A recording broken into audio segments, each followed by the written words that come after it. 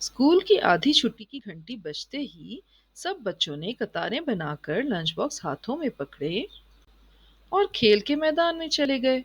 कुछ बच्चियां कैंटीन की तरफ और किसी ने खेल शुरू कर दिया। समरा और हिना, जो कि छठी जमात में पढ़ती थीं और भूख लगने की वजह से पहले लंच कर लेती थीं, घास पर एक जगह बैठ गईं और आराम से खाना खाने लगीं। दोनों बहुत अच्छी दोस्त और हमसाई भी थीं। लेकिन उस दिन हिना की सही शामत आई कि दोपहर का खाना खाते हुए उसके हाथ बार बार सर में जा रहे थे।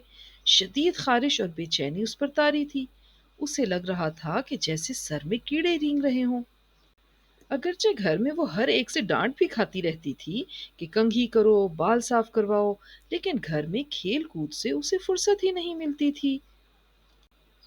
अब तो 2 महीने की मुद्दत में जुएं इतनी बढ़ गई थीं कि चंद दिन पहले वो अपनी बड़ी बहन के साथ सो गई और सुबह सुबह वो उठकर खारिश करती पाई गईं और हिना को भी डांट रही थी कि आज हिना ने सारी जुएं इधर शिफ्ट कर दी हैं।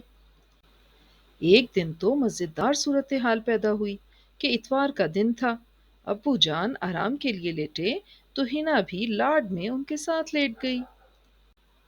2 घंटे आराम के बाद जब अब्बू जान ने उठते ही शोर मचाया कि भाई देखो मेरे सर में क्या चला गया है, तो 3 4 जुएं पकड़ी गईं।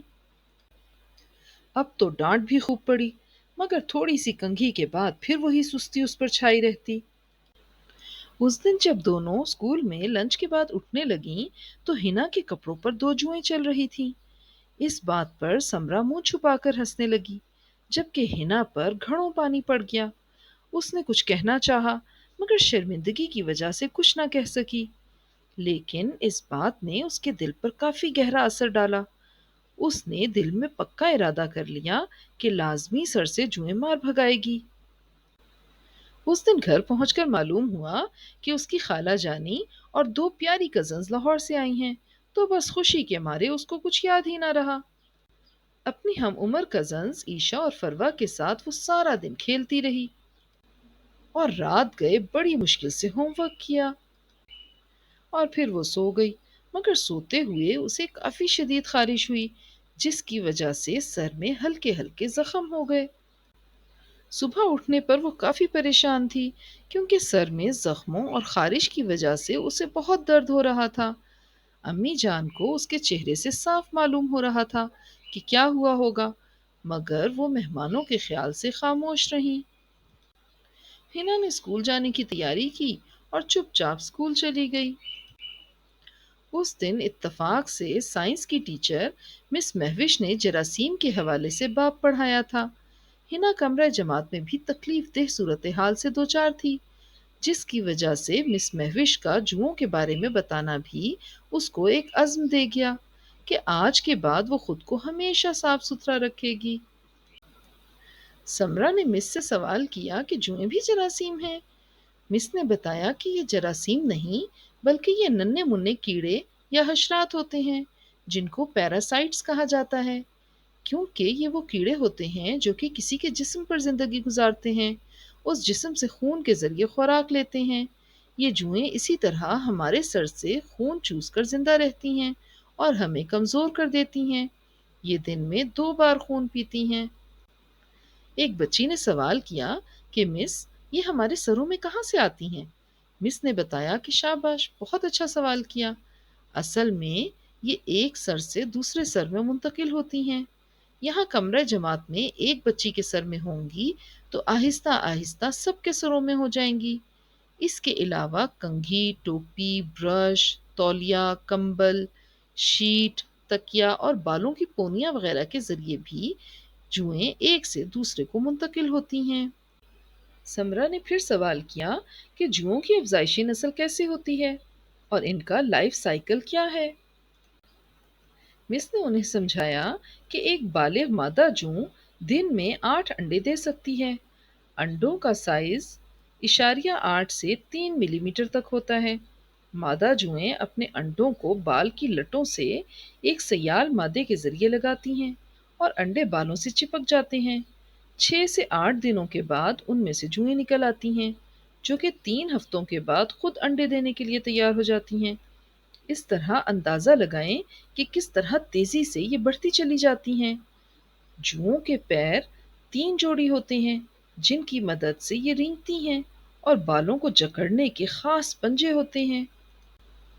آخر میں مس مہوش نے انہیں مزید سمجھایا کہ اگر آپ اپنا سر صاف نہیں رکھیں گی تو جوئیں آپ کا خون پی پی کر آپ کو کمزور کر دیں گی، جبکہ ان کے سر میں بھاگنے اور چلنے سے آپ کسی بھی چیز پر توجہ نہیں دے سکیں گی۔